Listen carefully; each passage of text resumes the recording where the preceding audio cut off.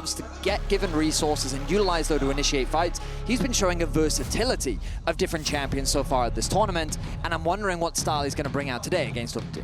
And last night, when I was going back and watching through some of the VODs from the games that have already happened so far here at First Stand, just to refresh my memory, get things right back to the frontal lobe there. One thing that I was noticing from a lot of the Oysters games so far is they want to scrap early. Yeah. They are not afraid to get in your face with only a couple of minutes on the clock, and Team Liquid will need to be ready to answer that aggro. In the domestic LTA competition, a lot of teams won't be able to pressure them early on like that, so I want to see if they're prepared for the CFO aggro. Let's go ahead and jump into it here. Team Liquid on blue side here in the first game. Skarner, Zyra, Yone banned for them. Kalista and Rumble banned so far for CFO. So they are not buying into the Kalista is actually bad narrative here just yet. They're going to keep that one off the table. Yeah, they're a team that has so far very much avoided the pick. I wonder if Varus will join the ban pool. We've seen Taliyah really be a powerful champion so far in the meta. And with these powerful AD carries taken off the board,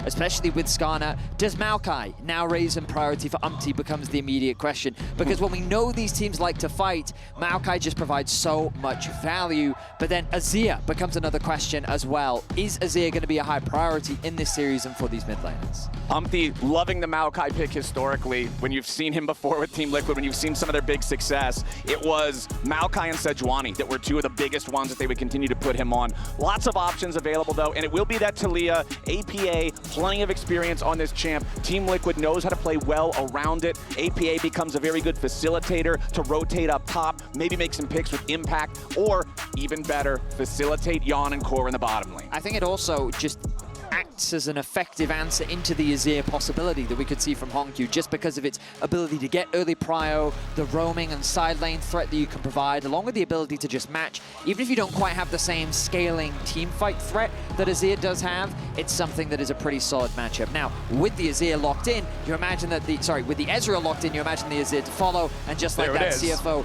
locking in with their traditional style, that front to back that we very much expect from this roster. And although Taliyah might have a good answer into Azir with the Unraveled Earth, remember that Ezreal, because his Arcane Shift is a blink and not a dash, he has a bit more safety against Taliyah than some other AD carries might. Over on the Team Liquid side, how stressed are you now, Flowers? I am very stressed. I subscribe to the LS school of thought, Vi is bad. Yeah. That is my opinion. I am not a coach, I am not a professional player, but it looks like Team Liquid is saying, okay, if they want to go front to back, we're going to disrupt them, because you've got Taliyah that can cut off the lines they're trying to draw, and Vi and Kai'Sa are telling me it's time to dive. And KC adopted a very similar approach in their series against CFO, and they shut that down. They love it when you try to initiate onto their team fight style. I think a Maokai would be great. No, instead they're going to go for a little bit more of a different frontliner in the way that Xin Zhao can act as that initiation tool and can provide a lot of space with the ultimate.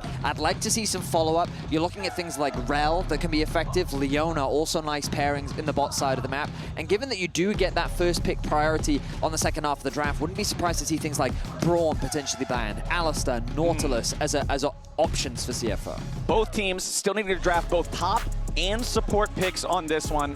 We do have not really a whole lot of flex potential anywhere with the first 6 picks so far in the draft. Jax is going to be the first ban for CFO, going towards another one of those dive-style heavy threat champions, and one of the ones that Impact knows how to play. I'm telling you right now, Rest, when he comes in the first game of the series, Cassante is normally the champion. They like to put him on. He's a very good Cassante player. We know him for a lot of his carries, but with the Jax ban, definitely leaning towards a Cassante for me in the direction of their... and then they can counterpick with their support as well. The Leona going to be taken away. I wonder if TL will consider the Ral themselves, assuming that they give over the Cassante. They can trust Impact to have an answer. The Nautilus, interestingly, going to come through from CFO. I thought they would remove something like the Gnar as a possibility on the top side. Instead, going to mitigate that bot lane pool. And I think it's wise, because I think if they chose to ban away the Rel, Nautilus Kai'Sa looks like a really good bot lane matchup for Team Liquid. I mean, Nautilus Kai'Sa, that's just one of the all-time classic duos that you think of for bottom laners that like to dive. So I like the ban there from CFO. I wonder if Team Liquid will just ban this Cassante that you're predicting so heavily on the other side. No, instead, they are going to shut down a notorious anti-dive champion in Poppy. Very good at neutralizing a lot of the mobility that's required to get into the back line, stop that front-to-back game plan of CFO. But let's see. We're expecting the Cassante here, right? That's very much what I'm expecting, Okay. unless they want to shift their priorities and want to give counterpick to Rest, which is a possibility. But he is a player, like, they often put him in game 1, even though he's more of the carry-orientated player, the one with the slightly more different picks. They usually trust him to play the Cassante. Okay. And so when he's in the roster, if Cassante is up, they're going to lock it in. And throughout this tournament, we've seen teams repeatedly ban this champion away from him, but he's finally going to get his hands on it. Well, Team Liquid will call the fight. They'll say, all right, throw the gauntlet down. We've got an answer for the Cassante, but what will that answer be here for Impact? We see plenty of dive already in the first 3 picks. I have to expect Team Liquid is going to stay on that theme. Impact on Ambessa, it's not been a good pick for him so far. I'm telling you that right now. As soon as you just said that, somewhere out in the distance, I guarantee you Azael just said, I hope not. Like, that's, I But know. in terms of the draft, I mean, that would make sense to me. I mean, Cassante, Vi Ambessa was known as a very effective dive combo because of how quickly they can access a single target. The follow-up, regardless of which ultimate lands first, it's just easy pickings. Gwen! Ooh. Okay, it will be Gwen packed in the top lane to try to cut through the tanky Cassante. This is one of those champions that traditionally has fared well in the matchup against him in lane. It also does quite well against these longer range compositions just because the fact that she can mitigate so much of that damage. Her W and Xin Zhao's ultimate pretty much identical, yeah. right?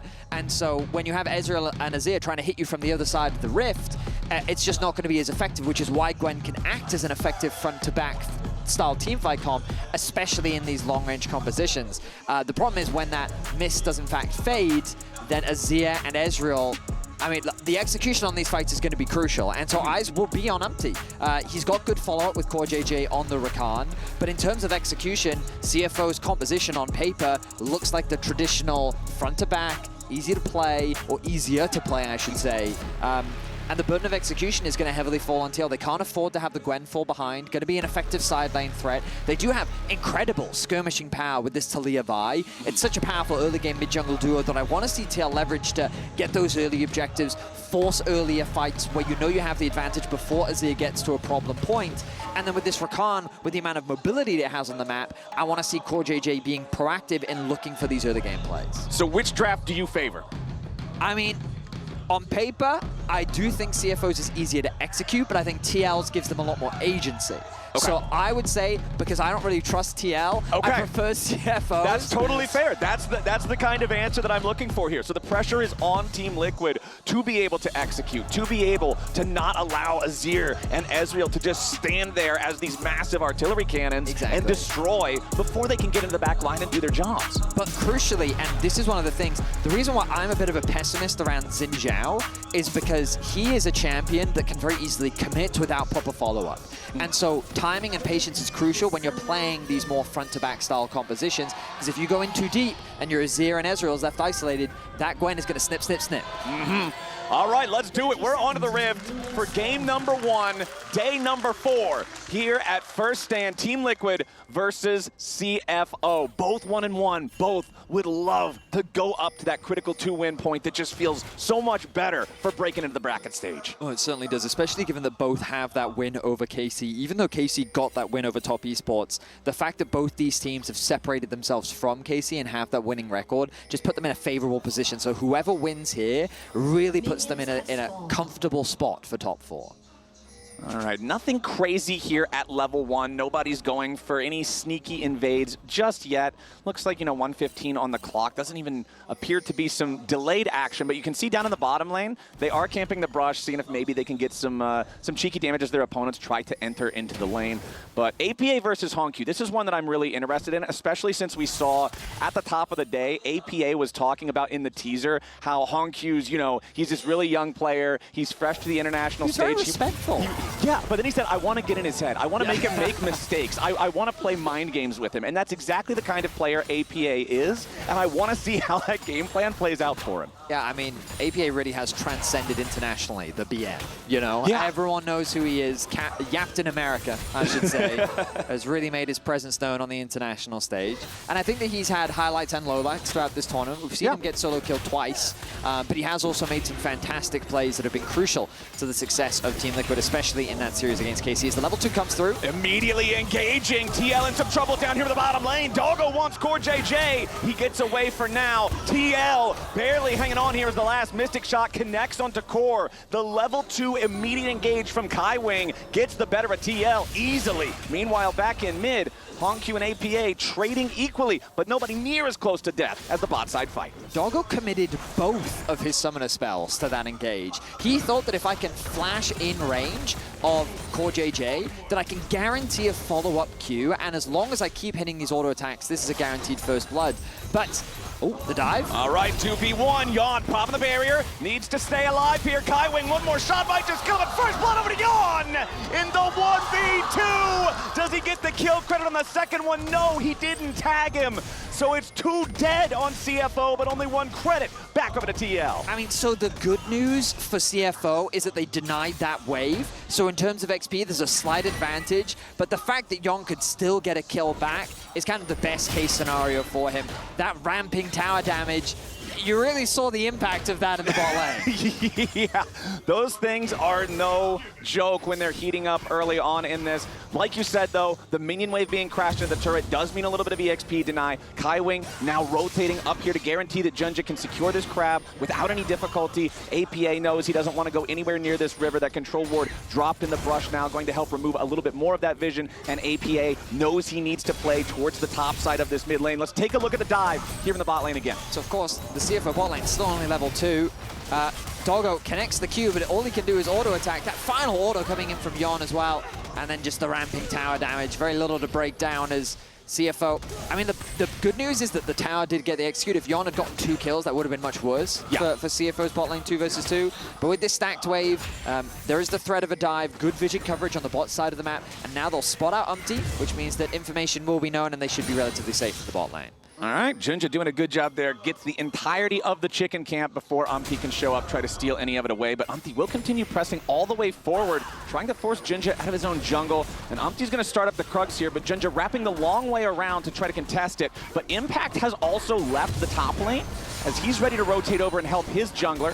Umpty's still sticking around a little bit longer, fighting for the baby Krugs. But despite the fact that it looked like we might get a scrap there, everybody just decides, hey, Krugs are gone, nothing to fight for, walk it off. Umpty, ooh. Nice knockback from APA. Shove, yeah. Just a bit of damage will come through. The mana relatively low from Hongq. Oh, but those auto attacks, hang on, APA. Whoa, whoa, yeah, whoa. APA really overplaying his hand there. Thought he might be able to stick around, bait Hongq into a bad spot, but that's just a free summoner spell now spent by the Team Liquid mid laner. That was definitely a misplay from APA. He was so close to getting solo killed. I imagine mana was the reason why Hongq didn't commit to the play. He gets the flash out from him.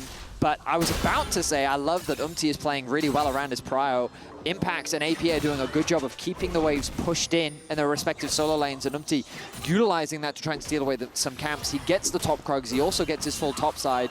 But regardless, Junja still finds himself with a camp lead. He's going to secure the Gromp on the bot side of the map. He's going to be pathing this way. Flash still available for Yon. And I wonder if there will be an angle. Oh, look at the roam coming through from APA. The ping's already coming through from Hongq. Now they're thinking about it. Nice. Doggo doing a good job there, utilizing the buffer capability of the Arcane Shift. Even though he technically gets tagged by the Grand Entrance, he can still move out of that knock-up anyway.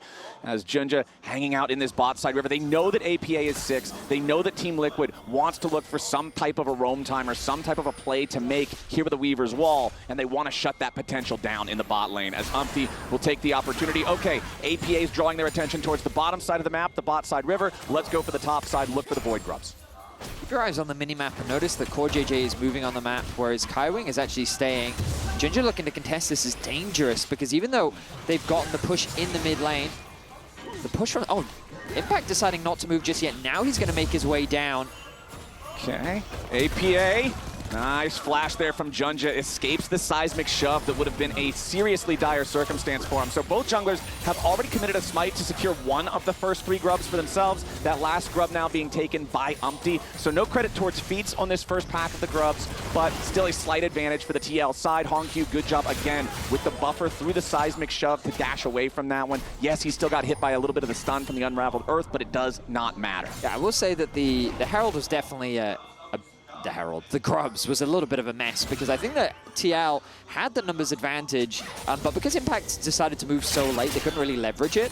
So that meant that because they were able to get the push in mid thanks to Honkyu, they could contest in the 2 versus 1, force empty back, and they still had access to one of those grubs. So it will deny one of those early objectives that contribute to the feats of strength, which ultimately, considering how hyped up they were at the beginning of the split, have largely tapered off. Their ultimate value is not as game-changing as I think that we initially believed, especially after the nerfs came through. And now Ginger's going to convert that pressure onto the bot side of the map into their first dragon of the game. Yeah, feels good for CFO. Should be able to pick this one up with no contest. Umpty just going to utilize the opportunity, steal away the red buff from the enemy jungle at the same time. Wants to be up here towards this top side of the map. You can see as Impact had that big wave that he was pushing up to crash it into the turret. They want to make sure they can get that crash. The biggest individual gold lead in the game does belong to Impact. This is the nature of the Gwen versus Cassante lane matchup. Gwen can zone him away from a lot. You can see first item, Negatron Cloak after the D-Shield, purchased for rest just to endure some of that damage, because Gwen can be very oppressive for Cassante to deal with. Certainly can be. And now they're setting up for a dive onto rest. The roam has come through from APA as well. Okay. Now, Vedius, I have seen this play many times before, and many times I have seen it go wrong. Cassante is a tough champion to dive, and Team Liquid's going in for it. Rest doing a good job buffering away. All out on APA, and Team Liquid is made to play the full. Rest puts them to sleep. Rest just broke their ankles. He played that perfectly. He buffered the unstoppable, he connected the ultimate onto APA, and then the flash in from Kaiwing to provide that support. Rest, though, he may have overstayed his welcome. The TP coming through. Yep, Umpty and Impact trying to put the work into him here. They need to use the last cast of the Gwen ulti and cut him down. Now the TP from Honkyu. Impact doing a good job to just use that hallowed mist, not be knocked back. So TL does get one in return, but man, Rest was so ready for that tower dive. Now some of the lane swaps have come through as Honkyu moves his way into top lane. He should stick around to catch that wave, but we'll look back at this play and notice the timing here from Rest. So the first thing he's going to do is create space, so he dodges away from the Vi. The ulti from Vi actually goes into the Unstoppable, and then he connects the ultimate onto APA. It's unfortunate that Kaiwing ends up getting the kill, but the fact that he was able to outplay that is only kind of usurped by the fact that he then tries to push in an extra wave. He should have had support from his jungler to escort that wave underneath the tower, as both Impact and Umpty stick around to punish him. And the TPs this early in the game, they take so long that Honkyu really can't offer much support. You know, Vedius, the League of Legends player in me is proud that I predicted that diving the Cassante could end in disaster. The North American fan in me is sad that I predicted that ending in disaster. Hey, the good news is Impact still gets a kill. You have a 700 gold lead on the Gwen. And ultimately, Impact is in a great position to be a carry, and you kind of look across the map. That could have been very bad, mainly because not only did APA die, but Honkyu had an opportunity to push in that mid wave, get an extra play, more farm would have been lost, but he TP'd to top. And then APA even went to top himself. So in terms of the gold difference, just the carries are still in a good spot. So even though the dive looked a little bit sketchy, it's still a very good position for TL to find themselves in this early game. Well, we've got about 25 seconds until that second set of grubs makes its way onto the Rift. This one, I feel like, is one of the objectives. It's almost always contested in every game of League that we see. CoreJJ making his way towards the mid lane now. You can see he's very close to level 6. There it is. That minion secures it for him. Back down in the bottom lane, Impact with a slight EXP lead over Rest, but Rest also is about to hit that level 9 breakpoint. You can see the teleports are ready for both of the top laners. If this does turn into a full battle up here in the topside river, they will be ready to join, but it is still a pretty slow channeling time. So we'll see if anybody decides to commit early to that, because right now it's CFO with control over the river. Spotted out Kaiwing on the flank. Gets some good vision as Honkyu is awkwardly separated from his team. Here comes the ulti from APA. Okay, Weaver's Wall's going to fly in there, but it's not doing a whole lot here just yet. CoreJJ trying to make sure that Honkyu can't get up Impact towards TP. the rest of CFO.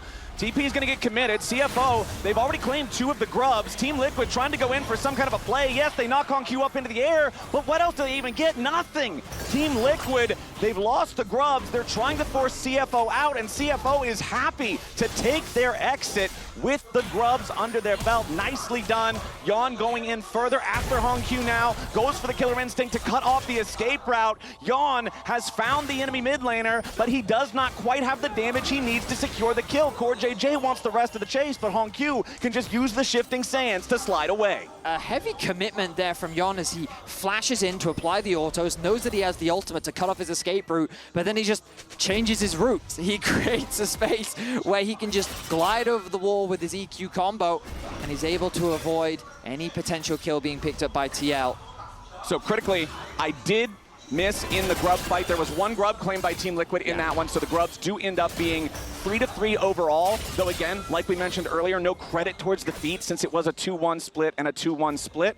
So those are all not going to shake out to any Void Might spawning or any major impact, really. Jinja just going to secure another Scuttle Crab down here on the bottom side of the map, 25 seconds before the next Drake spawns. CFO ready to try to overload this side of the map, see if maybe APA gets a little bit too greedy, see if maybe they can force a play onto this Taliyah early on. Kaiwing waiting around just in case APA steps up, but the Taliyah will not give them that opportunity. Yon needs to clear out these last couple of minions here in the mid lane, but it is CFO, again Vedius, who are first to the objective. Certainly are.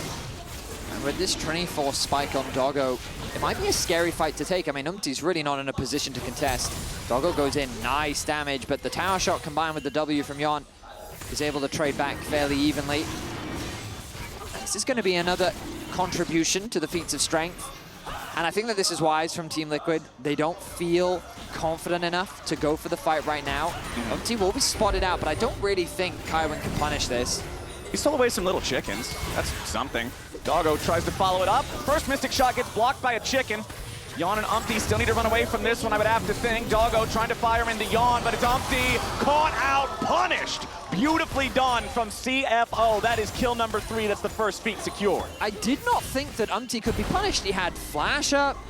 His Q did get interrupted, but he still had the ultimate if he really needed to kind of utilize some kind of CC immunity, and he just gets flashed on. He just gets punished. The collapse comes through, and it's a kill handed over to CFO. They will get that 3 kills. They find themselves 2 objectives up, and the gold is dead even. So again, like, I look at this and I'm thinking, okay, well, the team is very far away. Kaiwing might be annoying here, but it should be fine. So at this point, like, he can just ulti the Alistar, but okay, he chooses to just walk away from that point. Bear in mind, he still has flash, and he chooses to channel the Q, doesn't respect the flash engage possibility, and he just hands over a kill. So CFO happy to pick that one up. Can see the frustration on his face with that one. Just giving away a free kill in a game that is this close really feels bad. They don't want to just have that extra gold injection in their opponents before they're going to have to get to these bigger fights. I mean, you're talking about a game state where you've had the surrender, the first 2 Drakes to the enemy team already. You don't want your jungler falling behind. Lane economy snapshot presented by MasterCard here. You can see, yes, the biggest advantage is still that of impact up there in the top lane 1v1, but a lot of the other bars are looking pretty red, Vedius. But I will say that if you are a TL fan, that bar is really the only one you need to pay attention to, because impact is going to be a problem for CFO. The great thing about these carry top laners that have been largely reintroduced thanks to the lane swap meta dying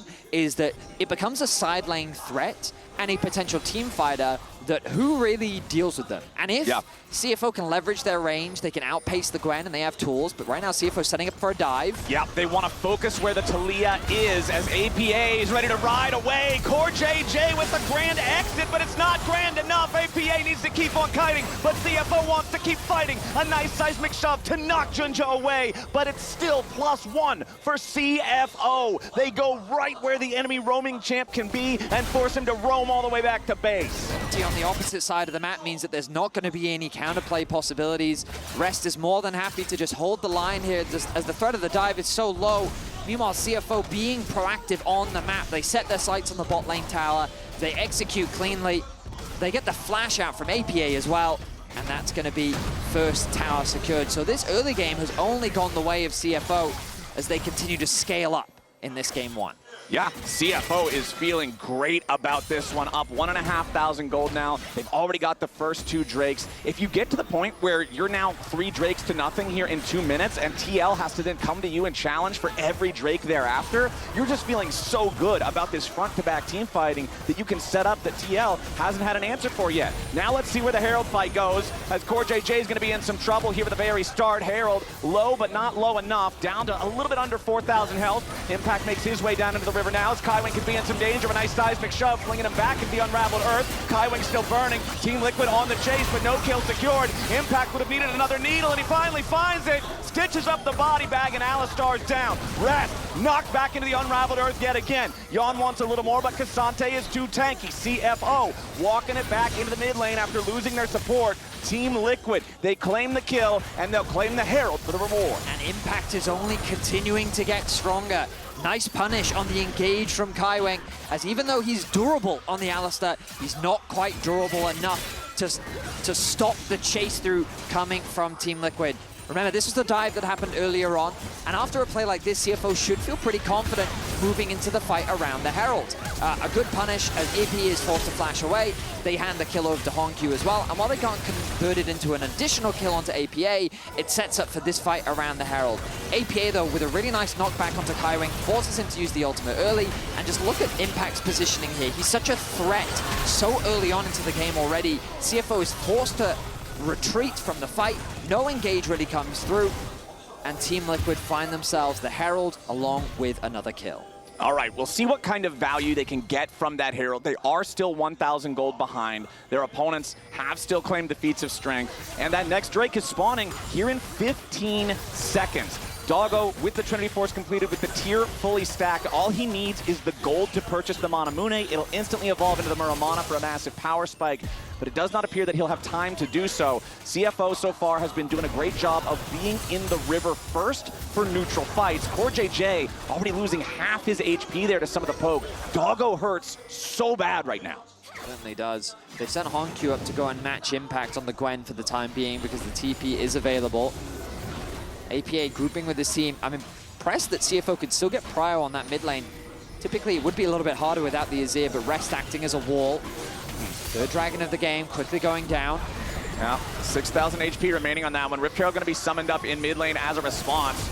Dragon already down to 1,500. Team Liquid is too late to the party. Nothing's going to happen. It is sole point for CFO as Team Liquid gets that Herald charge onto the mid lane turret, but it's not even enough to claim the thing, so no gold injection from that objective use here, as Hongq now walking through the topside river. Umpty wants to find him here with a Vault Breaker.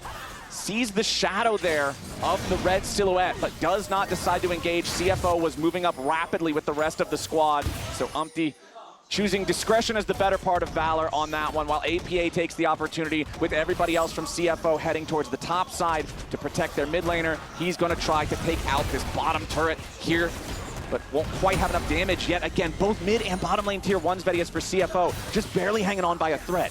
I mean, so far, Flowers, you know, you've been a neutral commentator, just stating on the facts of the state of the game. But yes, sir. As we're in a lull, you know, objectives not available on the map, how's the North America in you feeling right now? How I'm sweating bullets. You're sweating? Yeah. Oh, I mean, it's a tense game, bullets. man. The gold is dead even.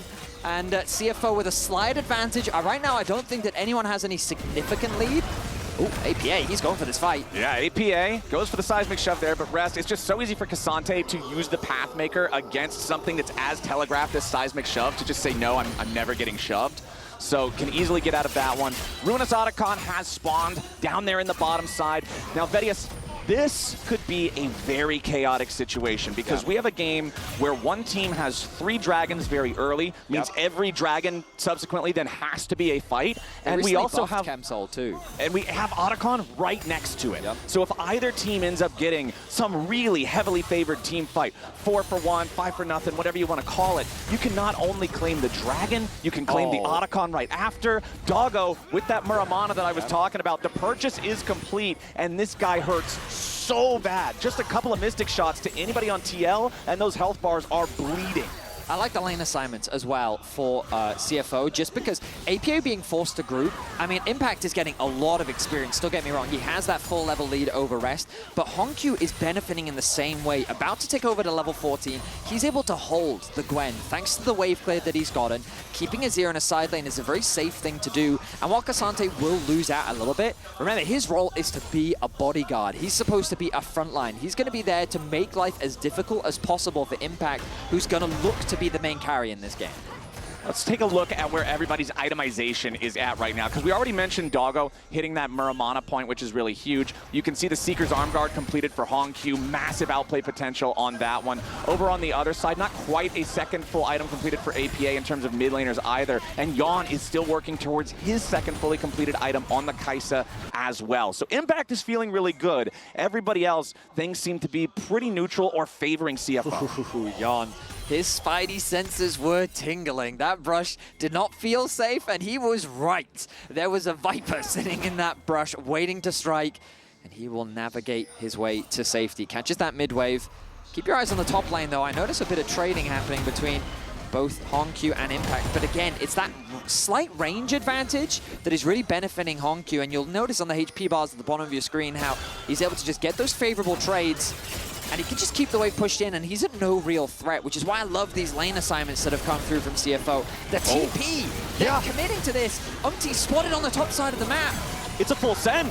It's a full send from CFO towards the Otacon. They're saying, all right, you want to send your jungler up there? Everybody's coming down here. They've already got the thing down to about 40% HP. Nobody from TL is close. Impact's going to make a TP nearby. CFO, surely they've already got this. Team Liquid caught completely unaware. CFO takes the Otacon, no challenge. Just a fantastic play from CFO. The level of awareness as Hongq now in a bit of danger. Umti on the flank. Ooh, Doggo clearing out the control ward here. Junja jumping over the wall. Umti, instead of finding an opportunity, only finds a grave. Junja jumping right back towards him. Another Vault Breaker is going to be needed to get Umti away. Immediately they turn it right back at Hongq. He gets the shuffle, but it only hits Umti. Yawn and Core have to try to get away, but CFO have already found the first kill here with the fight. Kaiwing looking for something into the back line, and he grabs APA. That mid laner from Team Liquid, so very low, but not quite dead. Kaiwing taking everything as one final Void Seeker finds the mark. It's Yawn versus Doggo, and a little bit more damage is going to get it done with the Acathian Rain. Impact keeping Junja and Rest busy as Yawn continues disengaging. Rest with the flash forward for the Intofo strikes as Yawn with a supercharger has to try to get away. Impact finally shut down by Hongq as APA and Core try to get out, and Rest kills Yawn. CFO scrapping with Team Liquid in this battle. What a crazy skirmish around the blue buff. Rest interrupting the backs. Rest in a little bit of danger here, potentially. In a lot of danger. APA needs a lot more damage because Rest is still Cassante. He's still just walking away from most of it. He's still using the Pathmaker to block any CC, and he'll walk it off. Dragon Soul claim CFO. I mean, that whole skirmish started with Umti being caught on the wolves. He was trying to create a flank onto either Doggo or Hongq. He gets spotted out, and it devolves into this crazy fight around the blue buff. Notice here, he's getting interrupted. He's trying his best to escape. He flashes over the wall. Nice use of the blast cone there from Hongq. And then Hongq sees an opportunity to make a massive wall happen, but the charm from Core JJ buys him a little bit of time. While Umti does go down, a lot of resources now committed. The TP comes through from APA, while Impact is coming in from the flank.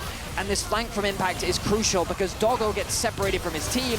Kaiwing falls, Impact doing good damage on the back, and with the arrival of Rest, it just devolves into chaos. And look at Hongq's health. He survives with 50 HP. That hourglass, that stasis that I mentioned earlier through the Seeker's Arm Guard is the difference between Hongq dying and Impact dying here. Absolutely massive outplay from the CFO mid laner on that one. And then Rest cleans up Yawn down here. He waits for his cooldown so that he can't be punished afterwards. Now we'll see if Team Liquid can find anything, because CFO, they got the Otacon. They got 4 Drakes to nothing. They've got feats of strength. They've got everything. Despite the fact that the gold is still so close, CFO has made Team Liquid look silly multiple times this game. I mean, the thing that I love about CFO's style is they're not overcomplicating it. They did the exact same thing against KC, where they know they're good team fighters, they trust in the champions that they have confidence on, and they're executing well.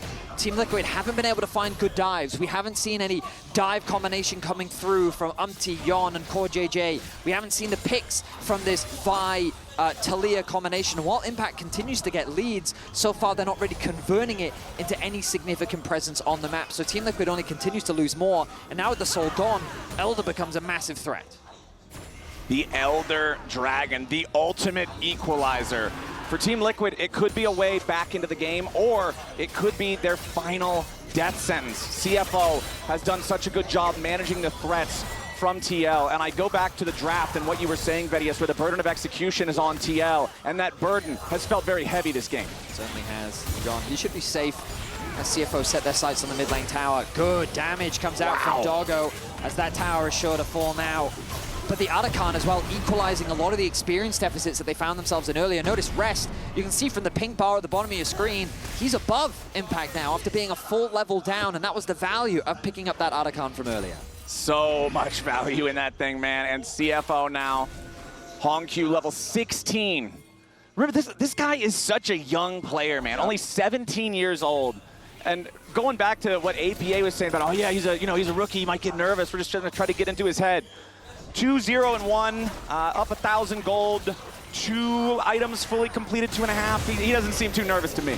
Ooh, this was a very strange engage from Umpty, decided to commit the Viol onto the Alistar. Damage from Hongq. Walks out of it. Team Liquid looking desperate to find something here. I mean, desperate is the right word, Flowers. Doggo. No, can't quite steal that, but Hongq. Oh, Hongq wanted to get the shuffle, but a flash out from Umpty keeps him alive.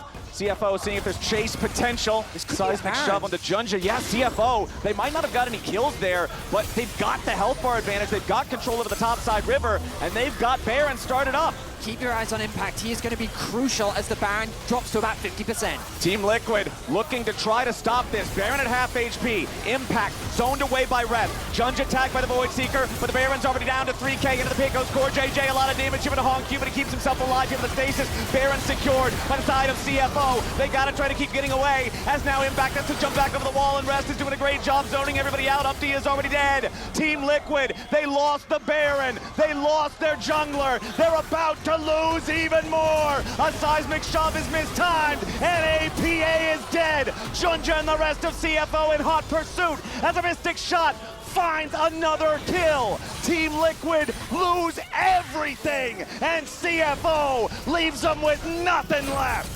Hongq just feels unkillable. His use of the Zhonya's, the slide and glide to get away to safety, as the front line of CFO just refuses to fall. The Baron, the inhibitor, they set their sights on the Nexus. And it doesn't look like there's a lot TL can say about it. It's a full 5-man push from CFO. The first Nexus turret is already down, and Kaiwing on the front line has no intention of joining it. Umpty's gonna fall yet again. Another shuffle guarantees an ace for CFO, and they'll take game 1. Incredible stuff from CFO. Again, they stick to their game plan. They execute effectively, and in the team fights, they just play it better. CFO looking strong. You said it back in draft, Vedius. They had the easier to execute comp, and Team Liquid couldn't rise to the challenge in this first game. Now we're going to a break, but we'll be back real soon.